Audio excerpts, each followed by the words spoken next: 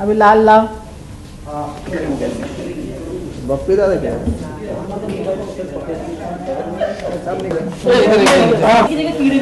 Follow करो ना।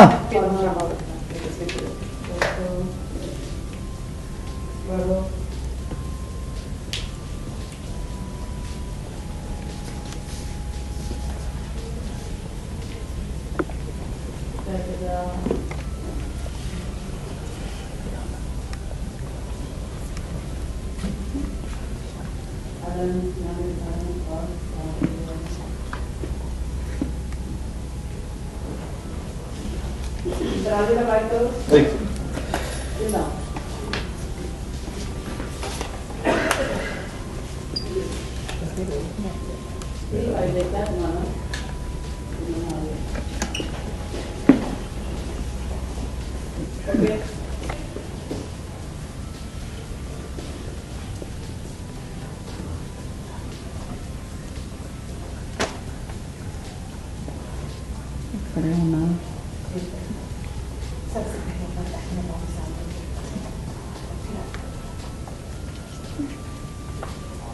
किसी को भी निकल जाकर बढ़ने लगेगी तो थाली लेके आगे जाना, उठाना पड़ेगा।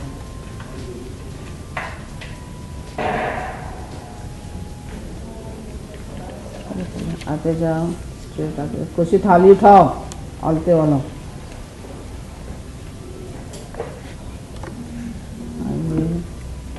टर्न मंदिर की तरफ जाइए,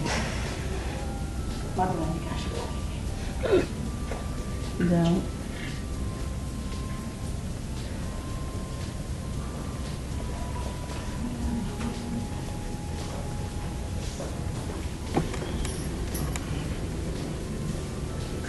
सबसे बड़ी बात है कि और सबसे दुख की बात है कि मुझे ही प्रेम की नई शादी करवानी पड़ी, लेकिन इसका कारण जब आपको पता चलेगा तब आप लोग हमें ही धन्यवाद करोगे, क्योंकि कभी कभी ऐसा कहा जाता है कि किसी को स्नेह दिखाने के लिए उसको कभी कभी अपने आप को कठोर बनना पड़ता है। It's sometimes you require to be cruel to be kind. तो इसीलिए हमने ये कदम उठाया है और प्रेम की शादी देविका से करवाई है। प्रेम आपने शादी कर ली अपनी पत्नी सिमर को छोड़ के, ऐसा क्यों कठोर कदम उठा लिया? जी, it was a tough day for Prem because उसी दिन श्राद्ध किया सिमर का, जो सामने जिंदा खड़ी हैं, और उसी दिन देविका से शादी की। एंड जैसा कि माताजी ने कहा और माताजी के कहने पर प्रेम ने ऐसा किया, क्योंकि मैं उस चीज़ को लेकर बिल्कुल भी कन्विंस नहीं था, लेकिन माताजी ने कन्विंस किया, क्योंकि हमारे पास कोई और रास्ता नहीं है। कसमें दे डाली। सो वो चीज़ करनी ज़रूरी है, क्योंकि जैसा उन्होंने कहा कि किसी को प्यार दिखाने के लिए कभी कभी उसके साथ कठोरता दिखानी पड़ती है। सो वही रीज़न है। एंड ये जब रीज़न आप लोगों को पता चलेगा तो I think you will say कि माताजी ने बहुत अच्छा किया।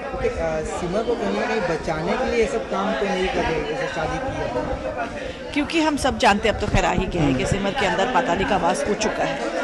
अब सिमर को पाताली से बचाने के लिए हमें सिमर को ही दुख देना पड़ेगा, क्योंकि जब तक वो इस परेशानी से नहीं गुजरेगी और पाताली इस परेशानी से नहीं गुजरेगी तब तक वो उसे छोड़ेगी नहीं, तो उसे सिमर का मन दुखाना ज़रूरी होगा। इसके बाद क्या होगा? सपोज सिमर ठीक हो जाएंगे और देविका भी है, तो दोनों कैसे मैनेज कर पाएंगे एक महीना? See, I always say it's ससुराल twists and turns का, there will be new twist to get back Simar into my life and throw out Devika out of my life.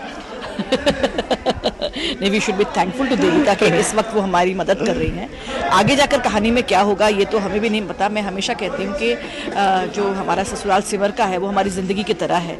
जब हम नई सुबह उठती हैं तो हमें एक नई तकलीफ़ से गुजरना पड़ता है, और नई तकलीफ़ के बाद जब हम सोते हैं तो हमें पता नहीं कल हमारे साथ क्या होने वाला है। और शायद यही चीज़ और यही बात हमारी ऑडियंस को हमारे साथ बांधे रखती है, क्योंकि उनकी ज़िंदगी में भी वैसा ही होता रहता है जैसे हमारी ज़िंदगी में होता रहता है। बिल्कुल। Thank you.